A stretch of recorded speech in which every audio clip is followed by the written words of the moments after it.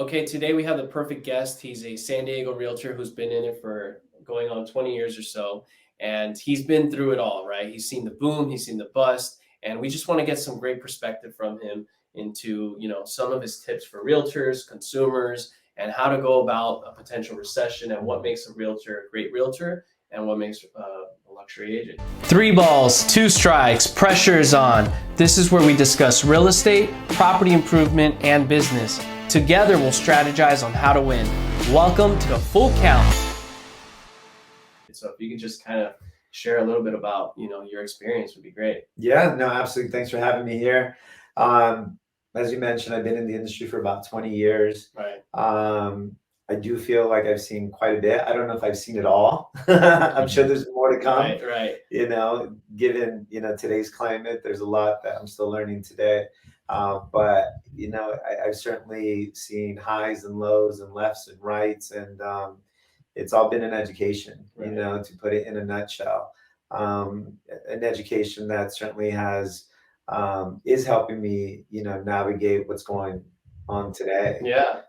So it's all good. What got you into wanting to be a realtor, though? Like, of all things in the world, you could have done something else. Yeah, so I fell into it when I was a senior in high school. My godfather, who was somebody that I looked up to a lot, used to work for Prudential California Realty, which was an office that was located right across the street from my high school. Okay. And so, I was a kid and I needed to make money for prom and, and for the little beat up Nissan 240SX I used to drive, and so he offered to take me in, put me to work, and he had me do a lot of the grunt work of, what it is being a real estate, which means, a lot of cold calling, a lot of door knocking, a lot of the stuff that most agents don't like to do.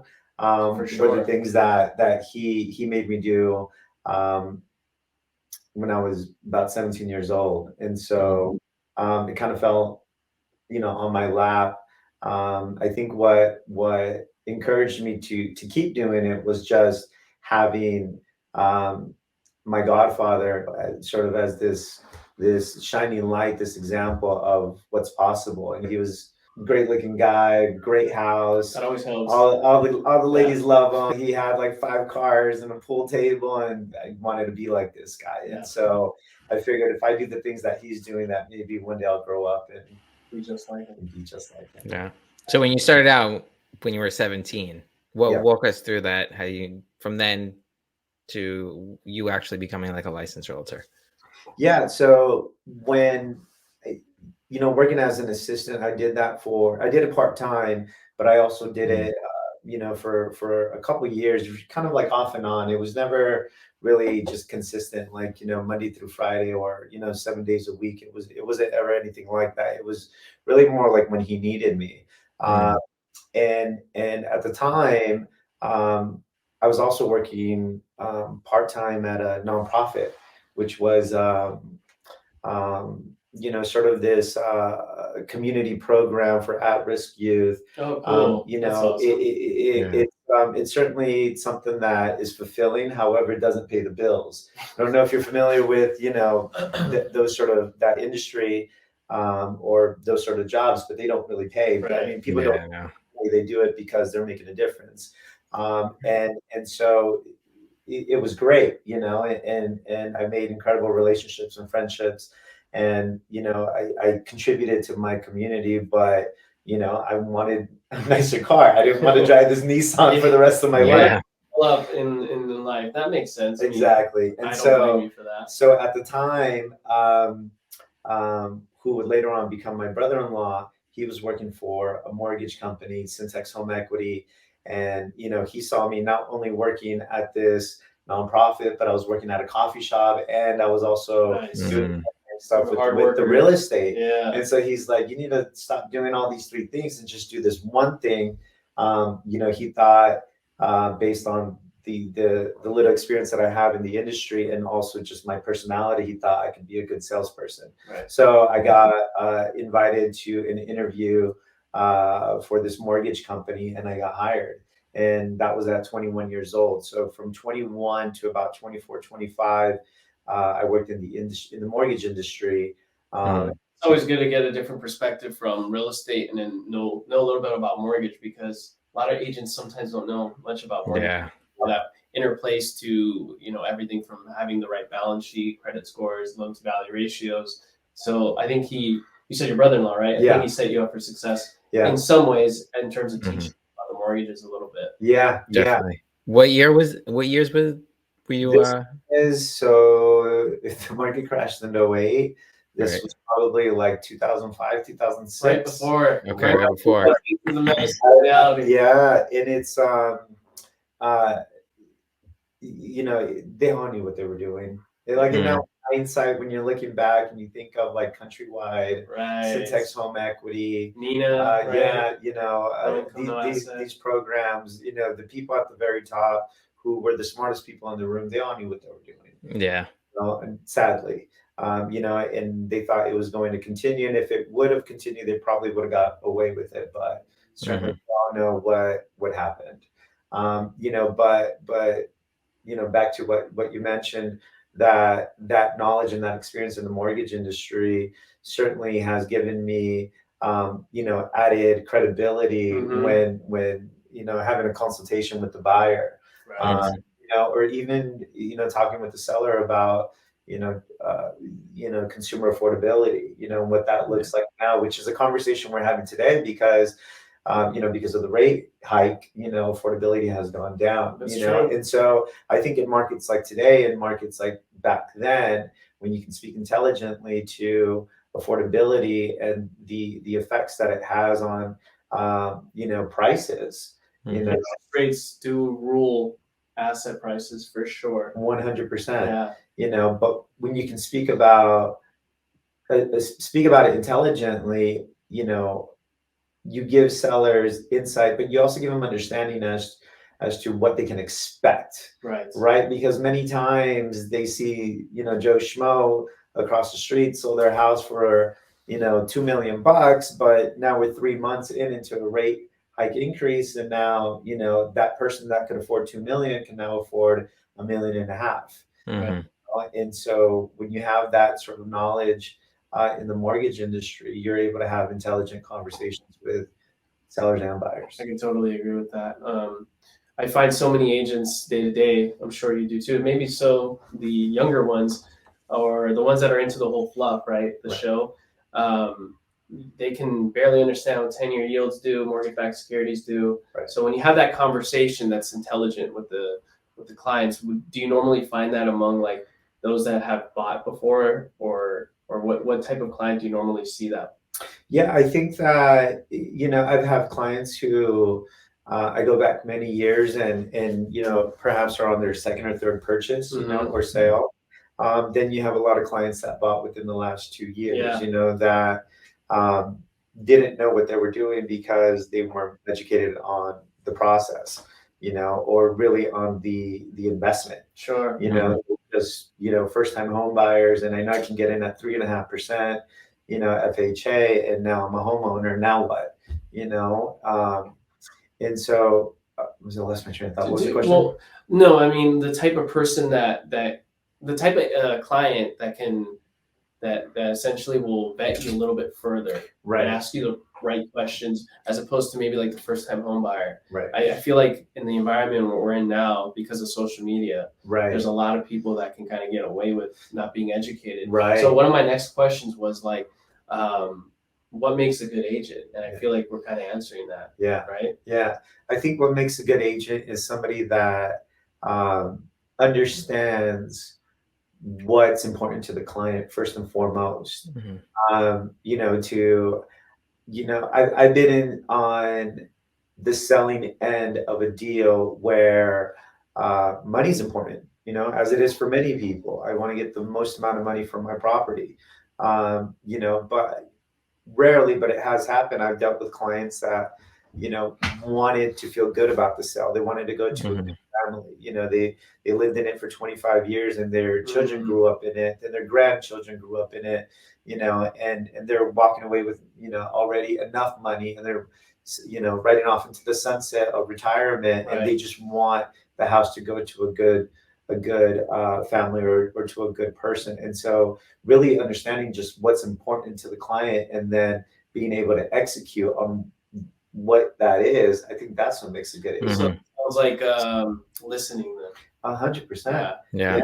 I think that many of us don't listen. Yeah. I think we're that's what makes a good salesperson too. totally. Listening. I think many are, rightfully, commission driven. I think are thinking about how much money they're going to make at the end of it. But I promise you that if you are able to, fulfill the client's expectations or execute on what's most important to them, you're probably going to get another deal out of it. Yeah. At least referral, reputation. 100%. Considering though the at the time in the recession, I think right before things were amazing for people, right? Yeah. And then shortly after, everything went to hell, Right. unfortunately. So, I mean, go ahead. I was going to say, so you left off on your background story. So you were doing loans, right before. Yeah. So what happened once 2008 hit? How did you transition? When did you become a licensed realtor? Yeah. So the mortgage industry completely imploded. Right. And at the time, not only did you have banks that were,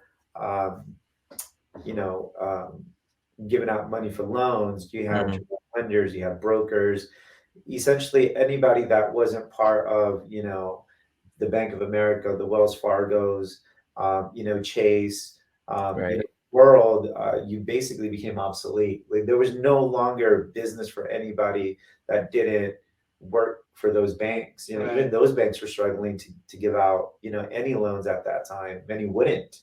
And so suddenly I went from becoming a mortgage broker. I went from the subprime world into the broker world of mortgages into nothing, basically.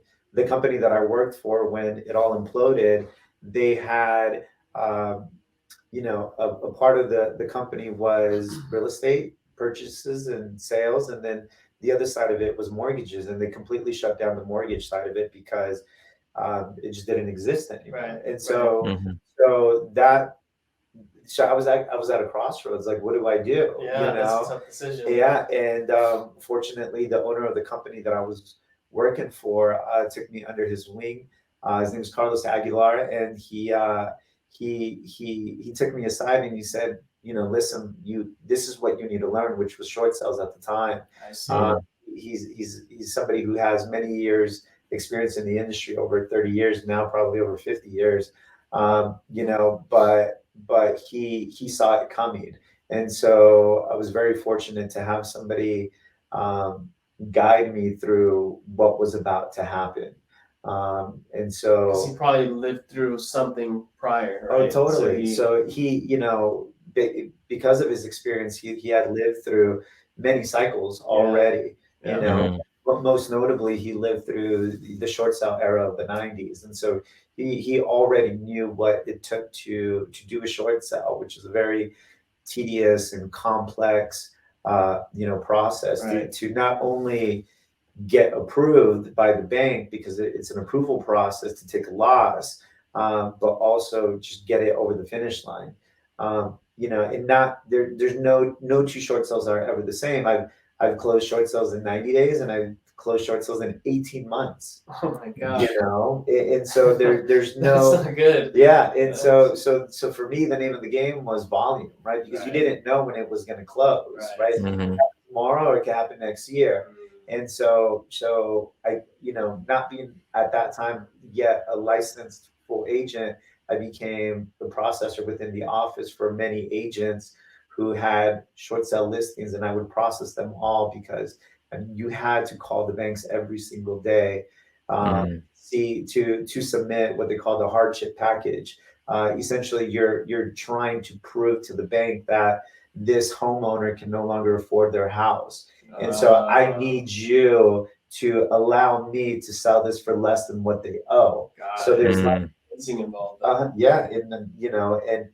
it's on me to prove it. So I had to first and foremost, the owners had to write like a hardship letter for me.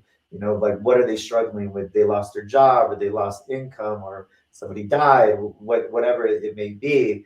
And then I had to submit supporting documents with that, like bank statements, income statements, and then you give that to the bank, and then the bank, decides if they want to move forward with the short sale or not. Right. And then once you've actually gotten it approved, then the property goes on the market. But now you're competing with a million other properties that are on the market. So to even generate an offer, which fell on the agent, not on me, was another part of the process. What did you see the agent do to generate the offer for their particular listing as opposed to all the other homes on the market? It was like that's just out of this world. Yeah, there wasn't a lot that they could do other than reduce the price, because the market was flooded with inventory. And a lot of the homes that were being sold were in these like master communities where they all looked alike, so it's like you take 50 houses that all look alike. Well, which was priced the least? That's the one I'm going to buy because they all look the same. You know what I mean? Makes no difference to me. So during this time, I would imagine many agents at the time kind of left the industry. Yes. But would you say the ones that survived more so were the luxury agents because of their advisor type role that you were kind of mentioning earlier, that they really come down to listen and provide counsel versus selling. I think that there was two types of agents that survived. I think one was the agents like Carlos who had already experienced down markets. I see. There's a lot of people that came into the business in that cycle prior to 2008 that only saw this. So they were ready for this. So those that just came into the business, made a bunch of money, they quickly got out. They went back to selling cars. And then but you have agents like Carlos who had gone through multiple cycles and just knew that this is real estate. This is up and down, this is buying and selling, and he kept it very simple. He survived. But the other agents that really did really well were the agents that were well connected with people, at banks who were holding a lot of the foreclosures. The whole process to foreclosure was a completely different process. You had asset managers that would, take the property back from the homeowner, and then, they'll go through the foreclosure process, and now they got to put the property back on the market and sell it, and they have to hire a local agent, to sell this property because they have properties all over the country. And so a lot of agents had to know the right people to get that business. The asset managers, the bank, executives who were part of the foreclosure process, because they really, I didn't work for a bank, so I don't know what went into the process of choosing what agent you're going to pick, but I would imagine a lot had to do with the relationships. I can see that being a thing now because, social media is so in our face nowadays that you really do have to, provide content to survive as an agent. But from what I'm hearing too, at the same time, you really got to consider the actual authentic face-to-face relationships and relationships. That's right. So how should an agent, approach that situation, considering there might be something lurking in the future where, in fact, you might be the next Carlos. Maybe, you might be giving advice to all these agents in the future. I think that there's nothing more important, for an agent than the relationships you make in the industry. And we know a lot of people. But like with who though? Relationships with? That is something that each and every person has to figure out for themselves, right? Because we go to a lot of networking events, right? Some of them are like, some is just tequila. It's just to go have fun and drink, right? And so you're going to meet a lot of people in the industry, but you really have to be able to single out, who's who and who's important and who do you want a relationship with. Fortunately for me, through the different companies that I've gone through, which is just a few, I've have seeked out, guidance and assistance, from those that are having success, or have the experience that I want, somebody that I can come to with questions when I don't know the answer. And so those are the relationships that are going to be able to get you through markets like the ones that we're living in today. We're a lot of people, just like 2008, have left the industry. But that's because they didn't have the guidance or the mentorship, to sort of navigate what's going on. And I'll tell you what, there's a lot of people that are just regurgitating what the next person said and the next person said, and I heard this on Gary Vee, and I heard this on Grant Cardone, and they're certainly big personalities. In many ways they speak in general terms. They're very much big picture. They're huge. They're huge people on social media, but sometimes you need to connect with those that are local and those that are actually attainable, reachable. I can call, pick up the phone and call someone like a Peter Hernandez, who we had spoken about, who's the president of Douglas Elliman, and is probably the most resourceful person I know now. And just a plethora of like knowledge and experience, and always reminds us, that he's available to help when asked. And I think that kind of goes about finding the right brokerage. Because I used to, that's how we met. I was at Douglas Elliman during the COVID times, and I would always see Peter Hernandez on the video calls, right? Yeah. And this guy was such a great leader because of how calm he was during the craziness of COVID, when we had no idea what we were doing, and everybody was panicking, and he kind of kept us level-headed and to proceed forward. Right. So I think you're right. It does really come down to the relationships and building that the trust with a mentor to some degree. And somebody that's just willing to help, because listen, like, it's a dog-eat-dog world. How do you say dog? Yeah. When shit hits the fan and the world is falling apart and business is becoming scarce, everybody's fighting for that business. And so a lot of people are not going to be willing to help. Yeah. And so that's okay. That's the nature of our business sometimes. So it's a matter of how do you find the person that's actually willing to help you. Well, many times, you have to work for free. Or you have to provide something in order to get something back.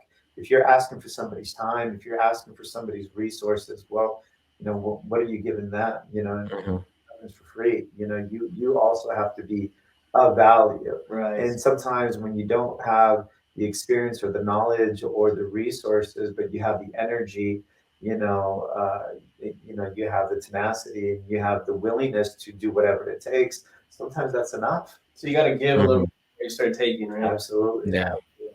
Now, in terms of like the component of a consumer, someone seeking out a realtor that's actually good at their job, what do you recommend they do? What type of homework should they do?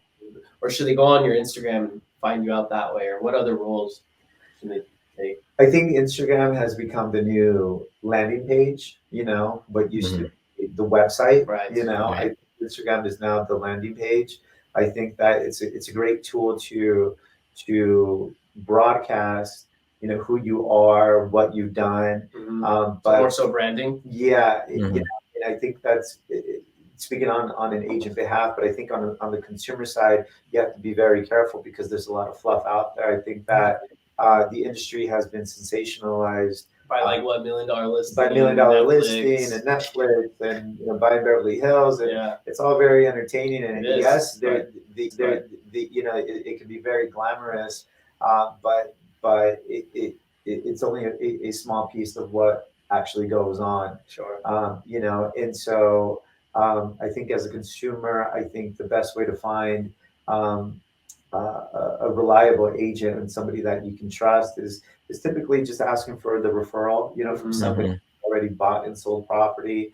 There's already built-in credibility there. And then once you've met the person, if you connect, if you vibe, then, you can set up an interview and dig a little bit deeper, ask them, what they've sold, how much they've sold, where they've sold. All those things matter when you're selling your own property. But besides like relying on what the realtor says, or sometimes the referral is important through trusted source, family member, or whatever it may be. But is there anything else you can do as a consumer to find the right realtor where you know they're backing up what they're saying, like looking at their reviews, looking at their sales, maybe on Zillow, is there anything like that? Because I'll share a quick story.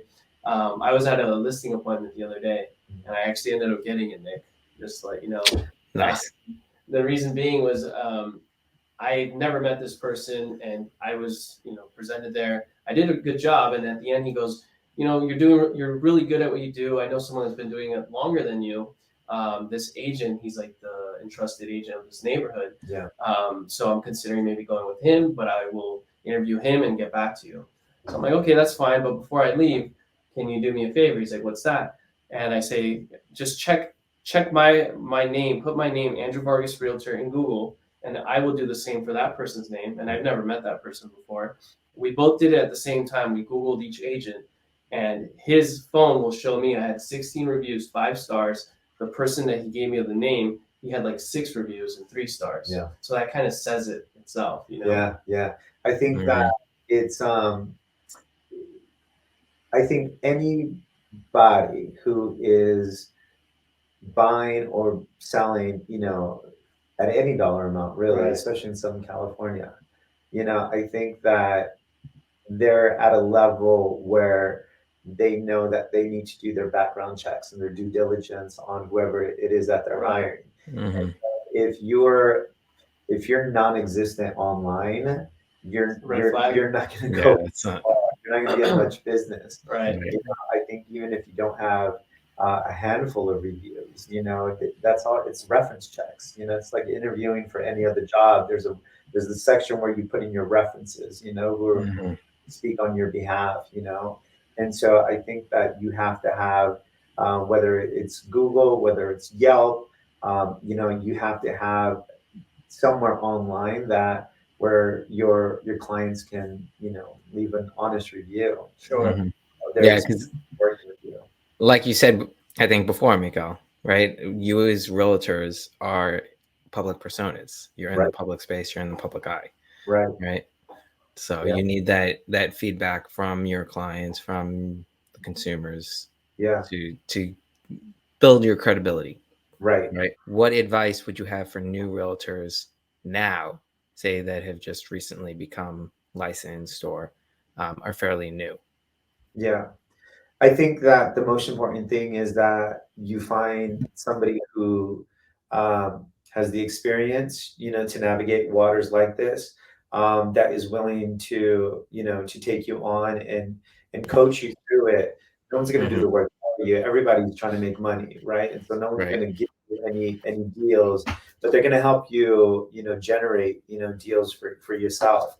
And so I think that finding the right mentors, finding people that are willing to coach you, but most importantly, also being coachable. I think many times we make,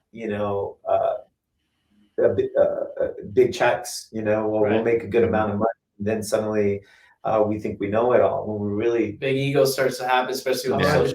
Yeah. Like you can't tell me what to do. Like I made 25 grand last month, or last week, and so you gotta be coachable at all times. And I think at every stage of your career, I think me 20 years in the business and still listening to whenever Peter Hernandez talks or Dave Worth, who was my business coach, like whenever they talk, like I listen, so I think it's incredibly important to be coachable at all times and at all stages of your career. They always talk about, Michael Jordan had Phil Jackson, and at his greatness, at his peak, he can't really do it alone. Can't do it alone. He's still coachable. You still need people to guide you, and encourage you also when things are going right. I mean, things suck right now, Yeah, times are pretty difficult for agents right now, considering the sales have slowed down, but also the seasonality of the holidays. But that's a good way to transition to the comparisons of today's market versus financial crisis, because you've actually been through it.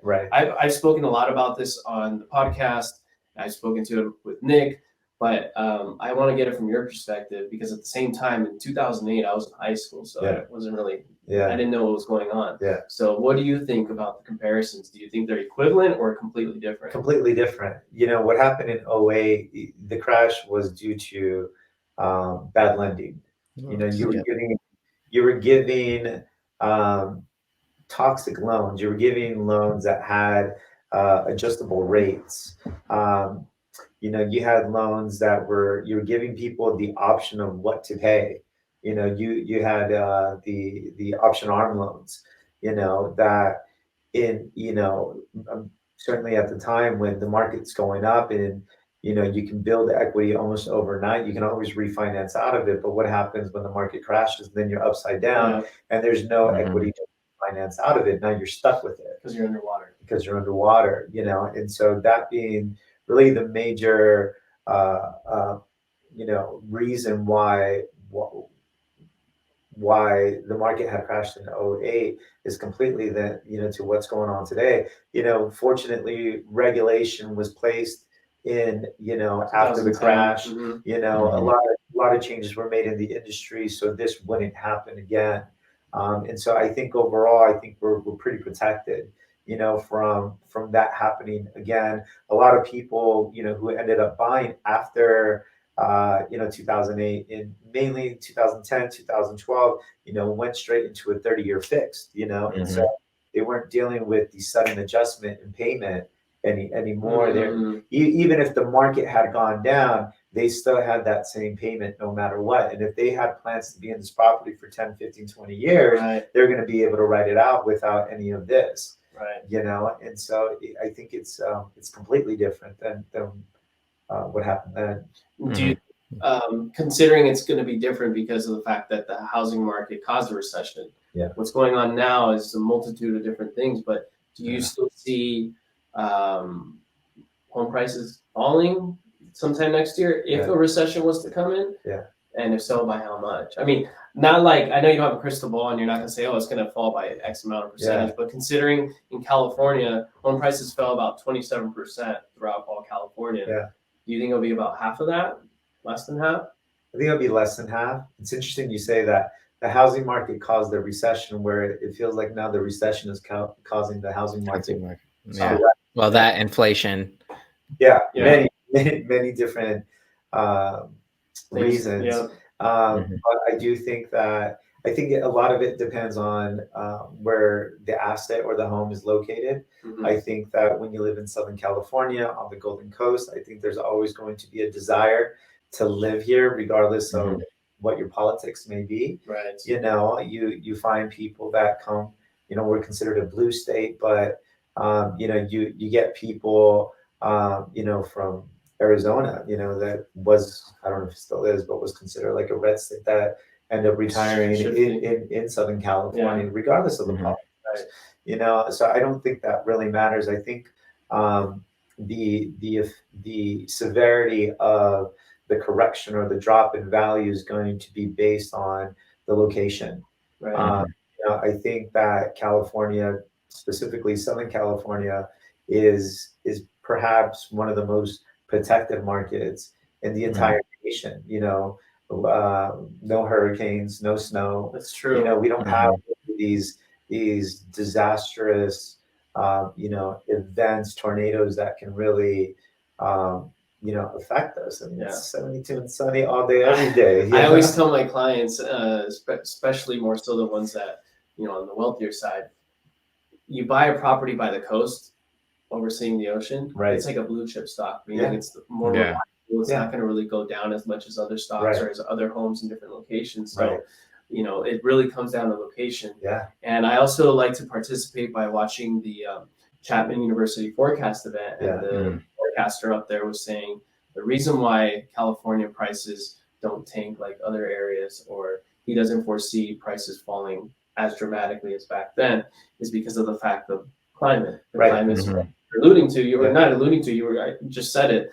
We don't have all those disasters like other parts of the world or other parts of the country. Yeah, but what about like mudslides and huge forest fires? I mean, right. Those are pretty big natural disasters. Fires that is shore. Yeah. Yeah. Not on the coast. But I mean, not on- it's inland Not on the California. coast. Okay. Yeah. You know, Not as where much. already the housing in inland California is actually not bad.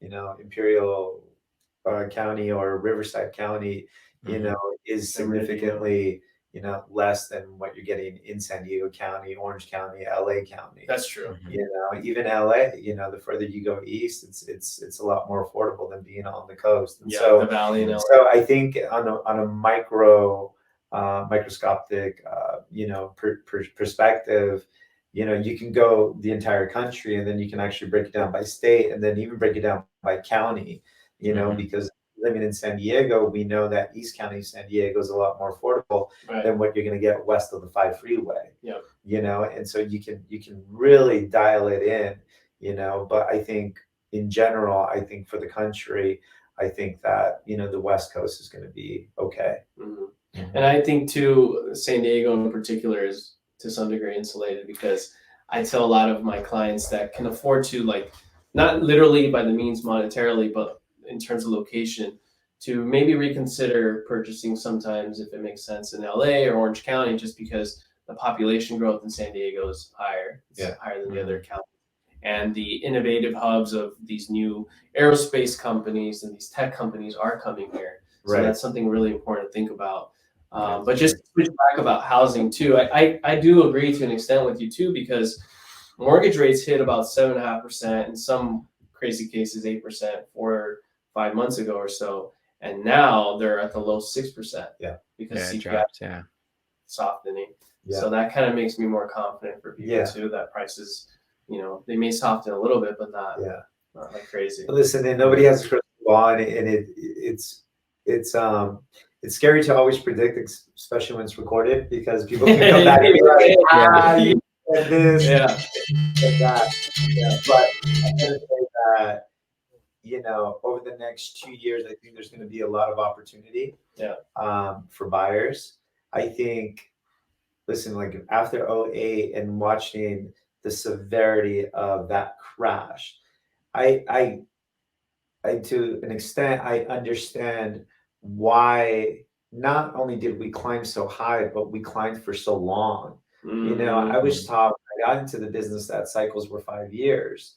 You know, every And it 5 became years. 7 to 10. Exactly. And You now know, it's but I think that we 15. went so long and so high because we fell so low. Mhm. You know, and I think that we needed that much time to catch up to um, the desire to Mhm. live, you know, on the West Coast, Southern California, you know, San Diego. But this was all, I think, a long time coming, and I think that many people who understand cycles or understand history understand that what goes up must come down. Like no, Right. Yep. it's everybody knows that, especially in this type of market, in this industry. And so I think that it's no surprise. I think that it was eventually going to happen, but I think this has been a forced correction rather than a natural correction. Mhm. You know, where the way I understood it was that when the median price, when the median price of houses exceeds the median household income, and when it Mhm. becomes too expensive for them, then that's when the correction Right. has. Right. But what Yeah. has happened was that, you know, as prices went up, but the rates came down, it allowed them to continue purchasing at those same levels. You know, but now, you know, when the rates went up, you know, then not only were the prices high, rates were up, affordability was down, you know, Right. and so I think that this is just a forced correction. I think it was needed. I think it's good. I think it's good for California in general. I think it's good for the market. I think it's like a checks and balances thing. Like it didn't Mhm. it got out of control, you know, for a while there. You got people that were offering 100 grand above Yeah. list price, no Or more, contingencies, no Too inspection, which much. is absolutely nuts. You Yeah. know, and so this is a form of like checks and balances. You know, this is a good thing. You know, and I Mhm. think that I think the people that bought over the last couple of years, I don't think that there's anything to be regretful, you know, or Mhm. ashamed about. I think that if you bought and you bought something that you love, even if you paid, you know, a lot for it. If you're locked in for 30 years, you know, you're going to be fine. You're going to ride this out. Yep. It'll come back up, you know. And I think that if you feel like you missed the boat, then I think that the next 2 years, there's going to be a lot of opportunity on the table. And, you know, my advice is just be ready for that, you know, that one that you want, you know, wait for it to come along, because it will, you know, you just have to be ready. Yeah. Totally. I agree. Yeah, Jared and I have actually, so my other buddy Jared that we had on the podcast, who's a realtor, but in Florida, we've been looking for an investment property together, right? And we were under contract with one, and now we actually just found another the other day. So, you know, like you said, you just got to keep on it, and you'll find a deal as long as the numbers work out. Yeah. So you got to be ready. Have your financing, right. You know, ready to go. You know, have the money in the bank, and when that opportunity, you know, comes around, just be ready to pull the trigger, because you know, good deals don't last. You know, Exactly. That's just the nature of the beast. You have a small window, and you have to. Mm-hmm. That's why you never really predict, because you never know if you're actually going to get through that window or not. So right. And so be ready. Right. So speaking of windows, Miguel, so on here we have everybody come on and talk and actually explain what they think their full count moment was or is, right? Or it could be a couple of full count moments, but what a full count moment is, is a time when you're kind of at that pivot point, the pressure was on you, and you thought it was either going to make or break, you know, your career, your business, your lifestyle, whatever it might be, right? So what would you say yours was, or, you know, the most influential time was? You know, I think you have to go back to that '08 moment. You know, I think that, again, being married, having a brand new baby, literally my boy was born in 2006, you know, being 2 years old, you know, the uncertainty in the market. I think that, I don't know if it gets any more pressure than that, you know, and I'm, you know, 24, 25 years old, you know, I'm just a baby myself. Going through the bus like that. Yeah. You know, it was a lot to handle, you know, not only on a professional end, but also on a personal end. You know, so much was at risk. And I remember having like an honest conversation with myself of, you know, do I want to continue doing this? You know, is this a job, or is this my career? You know, was a question I asked myself a lot. And I thought I could be great at what I was doing. You know, I knew that I was good. I made some money, but I also knew that I had, you know, the right coaches and the right mentors to, you know, to guide me through anything. Yeah. You know, and I felt that, you know, I could achieve even more. And I think that the moment where I decided to go forward was when Carlos had told me, imagine the good times. Like, this is the worst of times. Imagine the good times. If you can get through this. And I stuck it out, and which was such a risk because, you know, at the time my wife wanted me out of the business. My mom was like, maybe you should do something else. Maybe this is not for you. That's some pressure right I there, went completely against the grain, and I went against the advice of those that love me the most, you know, but I knew that there was no other, you know, I didn't end up going to law school. I didn't go into politics, you know, and I didn't want to start over. And I knew that there was unlimited potential in this. And I knew that I had, you know, the right foundation, you know, to have success in this. And so I rolled the dice, and it was hard, man. Like, it was hard. Like, just because I said like, okay, I'm going to do this, doesn't mean like things gonna work out. Suddenly got better. Like, things were shitty, you know, for like the next, you know, 5 years, you know, but I stuck it out, and it was such a lesson about trusting your own instincts. You know, even when your mom and your wife are telling you, yeah, maybe you should go do something else, you know, and when you have a kid at the same time. And when you have a kid, it's hard.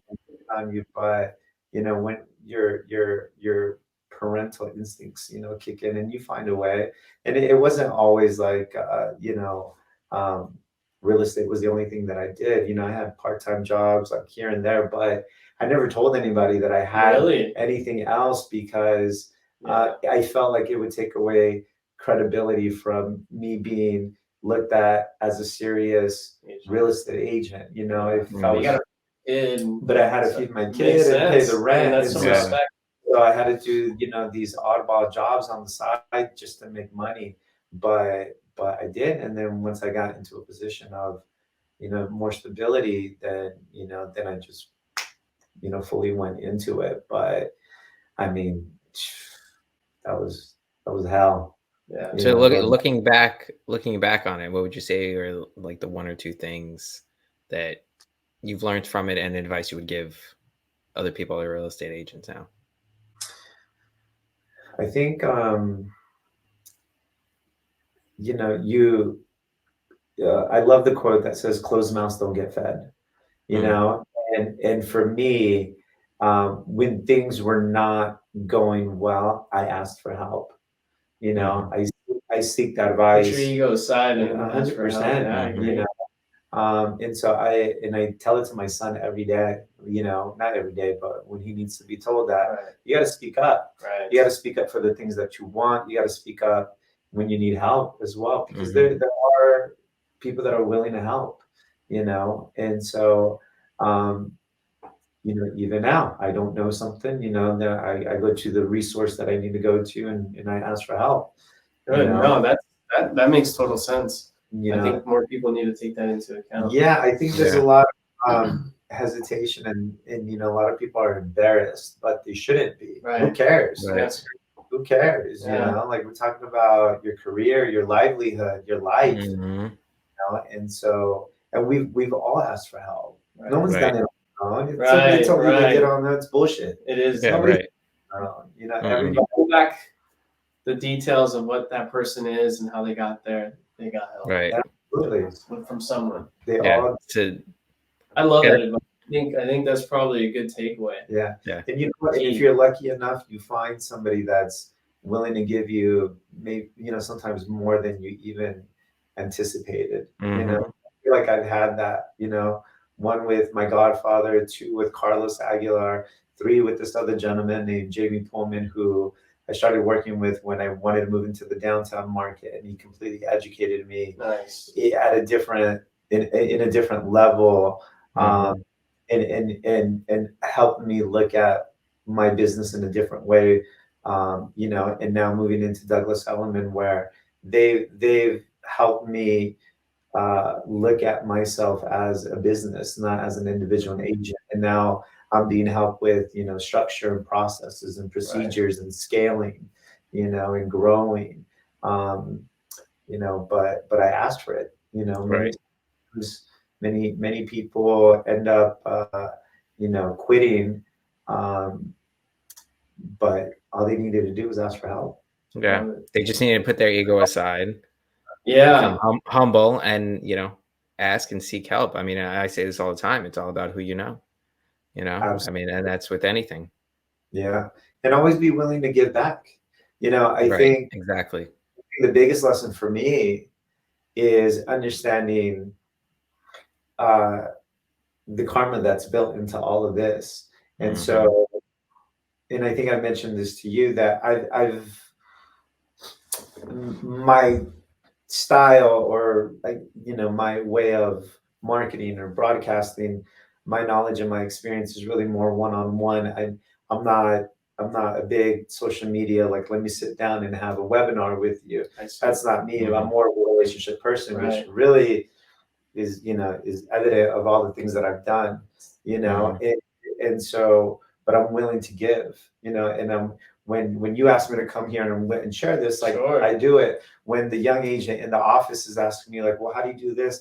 I share, you know, I give because somebody gave me one time, you know. And what bigger tribute can I give, you know, those that have given me, than giving to the next person? Because in reality, I'm not giving that person, you know, I'm giving them some things that I've learned, but really I'm just passing on the knowledge that others gave to me. I didn't even make it. Helping the community in itself. Totally.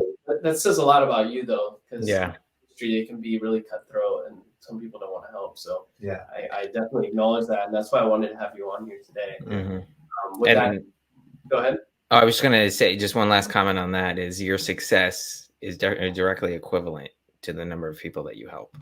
Yeah. You know, in any business, in any walk of life, right? And Miguel, I could tell you're a very humble guy. Thank you. You know, Successful.